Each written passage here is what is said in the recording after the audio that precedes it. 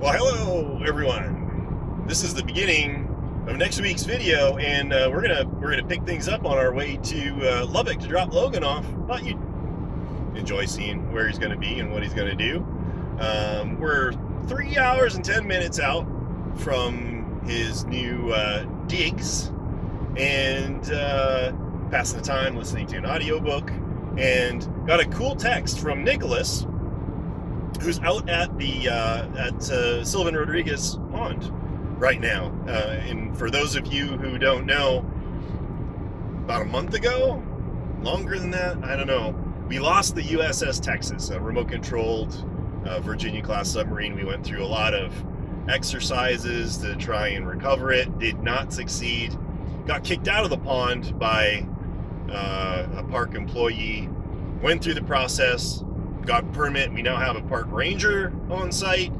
So Nicholas is out there. I think there is at least one diver out there and another one who may be coming out later on.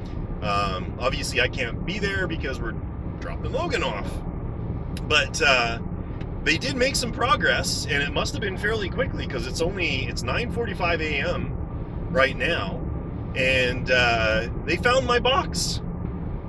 My fail-safe box, which is pretty cool. He sent a picture. I'm assuming it's completely flooded. It's been in there for a month. Yeah, a good few weeks at least. Yeah. Hey, if they can find a little box like that in the pond, maybe they can find the sub.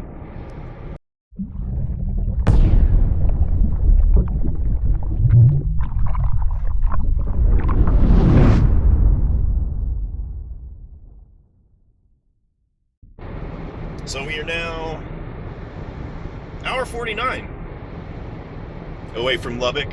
Got another text from Nicholas. They found half of that battleship, the USS Iowa battleship that one gentleman lost. The lower hull had been recovered. So I don't know what happened to the upper half, but it's possible maybe that the upper half like floats. I mean, maybe he had lots of balsa construction or something and it floated away. Now they just need to find my sub. So some more details on the battleship. Apparently it was all together, and when they tried to make the recovery effort with the divers and they were lifting it up, the bottom separated and it came down. And so what ended up happening is they had to suspend the recovery efforts because lightning was moving in. It's thunderstorms there right now, unfortunately. We'll see. There's a lot of moving pieces with this. I'm really so sorry I couldn't be there, but it sounds like everybody's doing a good job without us. You guys need to check out the size of this wind farm. So from here all the way across the horizon over onto the other side, it's huge. There's got to be like 1,000 of these turbines.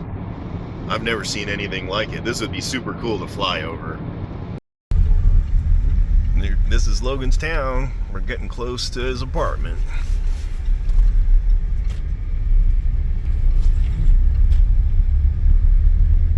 Super cool brick streets. University trails. Cool. Oh yeah, there's people outside. We're cool.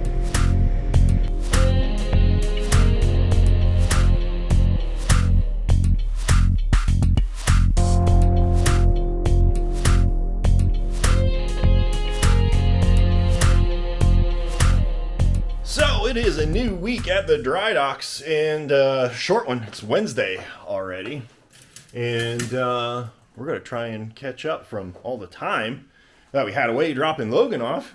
He is so excited, by the way. His apartment is infinitely nicer than my first apartment. He's a pretty lucky guy. I wish I had that kind of game when I was his age. But at any rate, he's done. He's out of here. It's just yours truly in the shop with lots of stuff to do. We got sharks, we got typhoons, we got Ohios, we got sea wolves, and of course we got all the normal hummajubbas of orders and all of that stuff, which I've spent the last our putting together from catching up. But before we dig into things, got some news to share that's going to affect things a little bit.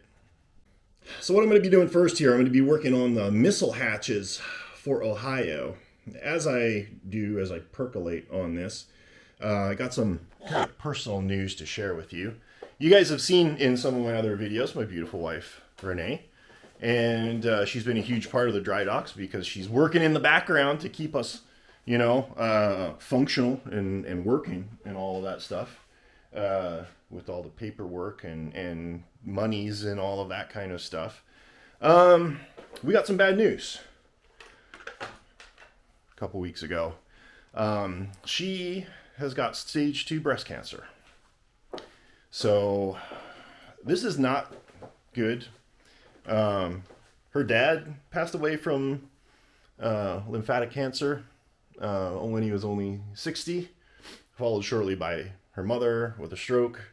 I had cancer back in like 2021, and again, or was it 19? I don't know. Twice, and had 2 surgeries on it, and now we've been hit with this. Life's really not fair, I'll tell you that. We've done our share, but that means it's going to be on the struggle bus for all of us here over the course of the next couple of months. Her surgery schedules for September 16th. So we're gearing up for that. She has about 4 or 5 appointments before then, and then after the surgery, there's going to be some follow-ups to figure out what the post-treatment thing looks like. So just wanted to share with you, we're going through some stuff here. So if you don't see the normal level of output over the course of the next few weeks or months, that's why. I have no plan of stopping. We're still going to be in here. This is my stress relief, as stressful as it is for me. But you're still going to see some progress. So fear not. That said, let's dig into this Ohio, shall we? So if you guys recall from last week's video, we got the Ohio all glued up and tacked and solid and looking good. Logan did a rough sand with some 80 grit to knock down the big lumps and that kind of thing. It's looking super cool. But what I want to do, before I figure out what I want to do with this, is rig up all of these missile hatches to open and close. So to do that, what I should have done was drilled out and cleaned up all of these hinge holes before I put it together. That would have been incredibly smart of me. So now what we're stuck doing is cleaning them all up while it's in the boat, and obviously nestled very tightly against the outside edge of the hull there. To that end, we're going to make a drill bit out of a gigantic 3-foot chunk of brass. Let's get about that. So we put a little tip on it, and now what we're going to do, I'm going to squish the tip here, and what that's going to do is it's going to flare the brass out a little bit, and it's going to make a little bit of tolerance for us. So we got a little bit of room so the rod doesn't bind in the holes. So we're going to squishy, and then we're going to notch it, and we're going to create our own little drill bit. So if we take a look at what I did, I squished it out. You can see the little marks from my vise where I pinched it really, really hard. And then I notched it on both sides with my cutoff tool to make some sharp edges. So now, what I'm going to do, grab my drill, and we're gonna drill this in and hope like heck it works. I mean, it should work. In theory, it'll work. I cheated. I did one side just to check, because then if it didn't work, I would just edit all of this out and do something different. But since it did work, and it's utterly brilliant, let's share. So I just wanted to show you just how, awesome this does work. Let's see if we can make this happen here without my camera falling over. Can you see? I don't know if you can see. Let's see. So we just take our bit, throw it in the hole, and just watch how quick this works.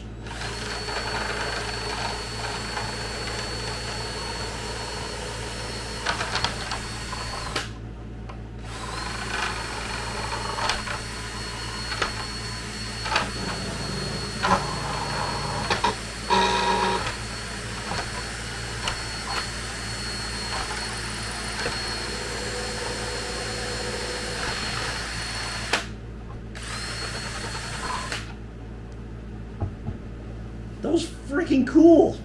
Okay, I got my hatches started to get all done up here, and this is how you do the brassy hingy thing. I'm just gonna tighten it up in my drill, and then place each hatch where it needs to go, and then run the brass rod through while spinning it with the drill. And then basically you just keep going and going until all 20 of these hatches are installed. And it's going to take, some tweaking of fitment after we get these all in. But yeah. This is how you do it. So these hatches are turning out pretty good. I don't know what happened, but I'm missing 4 hatches. I guess I didn't print them. I gotta print them now. But this is the situation we got going on there. The hatches are all just friction fit right now, which is good. We can glue them afterwards to make sure that they're in perfect alignment. Get them all closed, flip it over, rough up the brass, and then secure the hatches to it. But this is looking pretty good. I did make the mistake. I'm rushing this a little bit because obviously I got a lot to do, but if I would have cleaned these up a little bit more before I put them in, it would have been better. And if I would have printed this at a higher resolution, it would have been easier. Because we got little, rough edges that I needed to all clean up and everything. But this is going to look really cool. Like, just imagine both banks of these opening up at the same time. How cool is that going to be? So I am going to print out the last 4 hatches, and we'll continue on that. I got another 20 minutes in the shop here, so what are we going to do here, people? I don't know. Let's maybe try and throw some weight in the Typhoon. What do you think? All right, let's revisit Typhoon for those of you just tuning in here. This is a 38-inch custom-built Russian Typhoon model. Modeled after the Red October, complete with the Caterpillar drive outlets there. What happened last time we had it in the water? Well, floated perfectly at the upper surfaced waterline. Super free amount of freeboard. The challenge is that super stable on the surface. As soon as we flooded the tank, it got all sorts of sloppy and unstable. So what we're going to need to do now is add a bunch of weight in the keel, increase the static stability, and hopefully that will kind of take care of it. Because everything is working on it. We're in the trimming phase. So this is what I've done. I've added a bunch more weight in the forward part of the boat, and then I also put some in the bow, which that just came off. These are fine to stick on, but I do recommend that you use some additional adhesive. Otherwise, they like to come off eventually. So I've got a bunch of weight in the front. I need to add more foam to offset some of this. And then I also need to add maybe some weight in the stern of the boat here, underneath the drive shafts, in order to offset the weight that I'll be putting in the front. So this is going to get all kinds of screwed up in terms of the trim. Oh, it's just too bad. I had it all dialed in, people. That's fine. We'll add some more weight in the stern there, and then throw it back in the test facility, maybe on the weekend. All right, back in the shop. It's Friday, and the Ohio is looking pretty freaking cool. Let's take a look. So I just set it together. All the missile hatches are in place. Now, I haven't aligned them. I haven't glued them or anything like that. Let's just see. If that doesn't make you nervous as a bad guy, I don't know what would. These are going to be super cool to actuate and get working. See that thing open up on the pond. Maybe make a little platform underneath with the fake missiles sitting underneath. Yeah. But this is this is basically ready for Final sanding, final fill in sand, get it all looking beautiful. I have a cylinder on order, a 100 mil twin tank watertight cylinder, which I think is going to be absolutely perfect for this thing. Fitment is beautiful. It's nice. Randy did a great job on these. So again, 96 Ohio. I don't know what I'm going to do with this. If I'm going to have time to finish this off or not. Hey, if that's something that interests you, let me know. Make me an offer. Bearing in mind, it took a lot of printing and a lot of labor to get to the point where it's at right now. Make me an offer. Take it off my plate, and I don't need to worry about it. If I don't sell it, it's fine. We'll put it in the corner. When I have some extra time, we'll get this thing put together and out on the water. Gosh, I really do want to build it, though. That's super cool. All right, everybody, I've got a quick update for you here. Just happened. You guys are all familiar with RCSubs.cz, all those beautiful 3D printed kits with the gorgeous photo etch. My Virginia kit was based off of that. Well, unfortunately, I just got news from Otto over there that he has suspended all sales to the United States as a result of the Czech post office no longer accepting packages addressed to U.S. retail customers. The reason for this is the elimination of the de minimis exemption by our current president here in the United States. So as such, all of those shipments are no longer going to be sent. I pulled his products down, at least temporarily, off of my website. This is kind of like developing right now. Apparently, this is also impacting other European vendors. For example, Edward, the photo etch company, has done the exact same thing. So unfortunately, if you're in the hobby and you're getting parts from overseas, things are just about to get a whole lot more complicated. So, new project for Stacy. This is a 100 millimeter single tank watertight cylinder. And I've had this sitting on the shelf here, and been talking to Stacy. He's got this Alvin project, and he just wants a drop-in solution. He doesn't want to build his own drive system. I don't think he has the confidence to do that himself. And so this came up, and if we chop off the battery tray and run an external battery compartment, this should fit. It's going to require making 2 new end caps to make a separate battery compartment. But the problem is Alvin is swinging a gigantic, I think it's like 4-inch or 5-inch diameter propeller. And this brushless motor, not really designed to do that. It's more, high speed, smaller prop kind of deal. Not a big deal. I have a planetary 3-to-1 gearbox. I think I got these off Amazon. I don't remember where I got them, but I've used them before in my little Pisces steampunk submarine. Here's the challenge. This needs to fit here, which it barely does. Barely.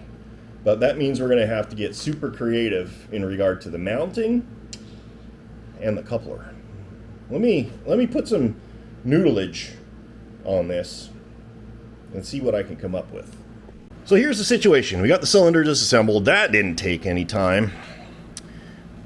We got some stress fractures here. That doesn't go all the way through. I'm not worried about it, but what we can do is coat that and just make sure it's not going to be an issue. The other thing we got going on here is a crack here in this cylinder, but I think that's kind of on the seam. I don't know. We'll have to see what that ends up looking like. Yeah, I think we'll be okay. I think we'll get rid of that and we won't need it anymore. But here's what we got going on. This is the motor that came with it. This is about 1600 kilovolts, 1520. The planetary gearbox here is set up for a 1/8 shaft. So I could drill this out, I think, and put this on there. But I've got a 650 kilovolt motor, and these are my favorite brushless motors. I love these things. And this, I think, just slips on. Yeah. So, I'm thinking maybe we'll swapify. Get rid of that, put that in. So, let's do some mathematicals. Let's talk brushless motors for a second.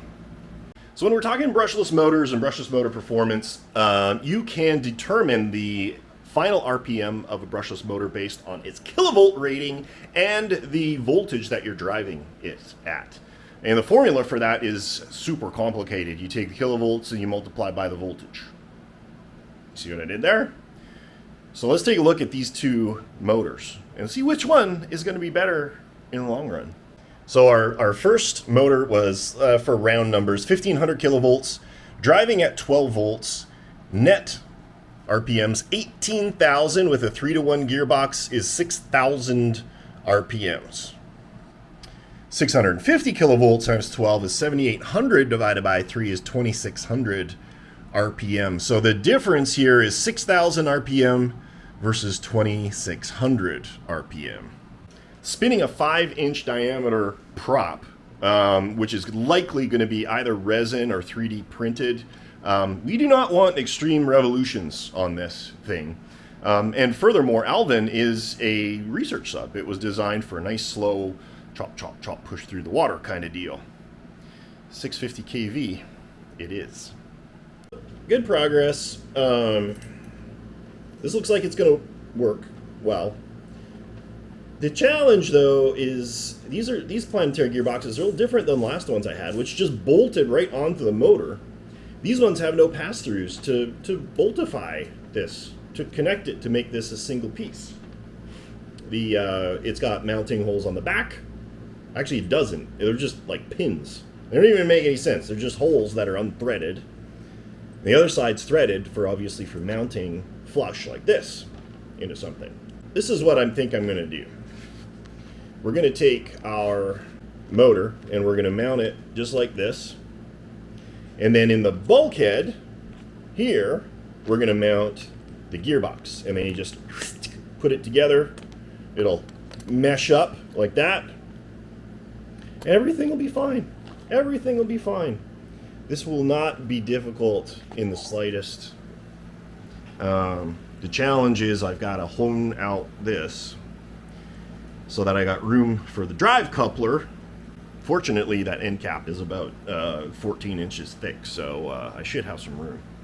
So now we have to modify the bulkhead. And before we can do that, we got to get rid of, or at least remove, the seal bulk thing, that brass thing right there. I gave it a little twisty twist with the pliers. It came right out. It's friction fit. That's super interesting to me. But at any rate, I started coming right out. So now I'm just going to tappy tap it with the this little brass insert right here, and we'll knock it out, and then we can get to mounting our gearbox.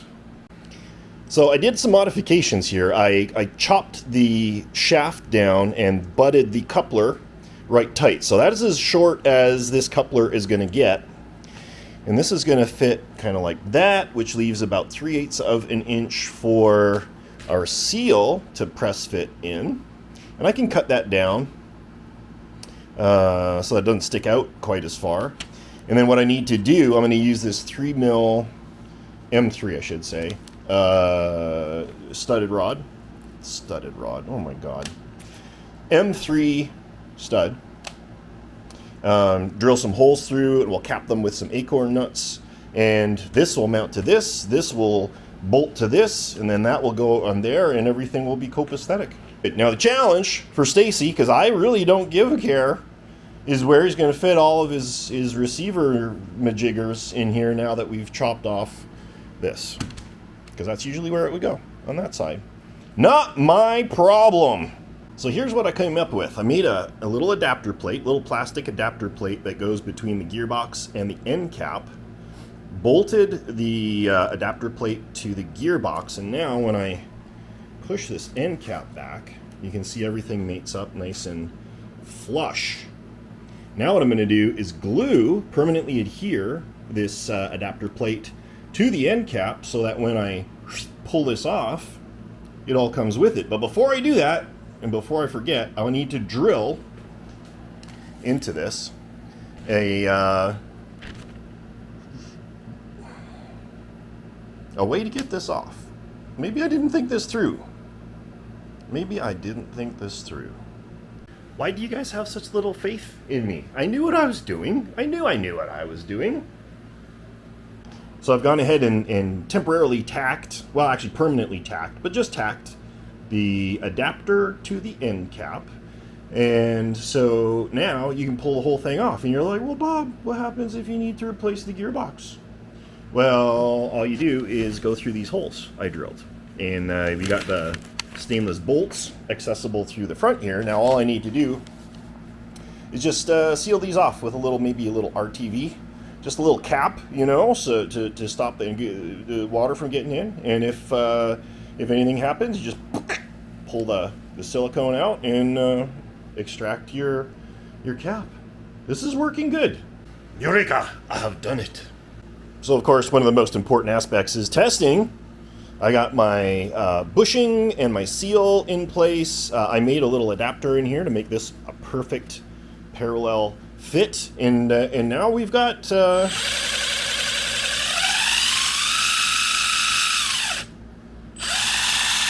in forward and reverse. It had me scared for a second because this thing was only going forward, but there is apparently a little program button right here, and I messed around with it not having the instructions. I just pushed and turned and pressed and, you know, all that stuff. So cool, it works. Now let's center up all our servos, get our linkages done, and then we can get to trimifying the tube. Testing servo number 1. Testing servo number 2. Testing servo number 3.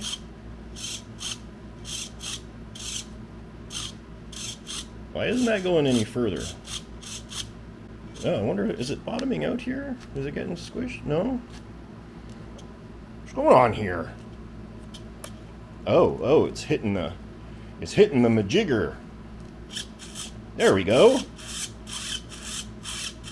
Well, here we go. One finished, truncated, modified, abused R&R 100mm watertight cylinder.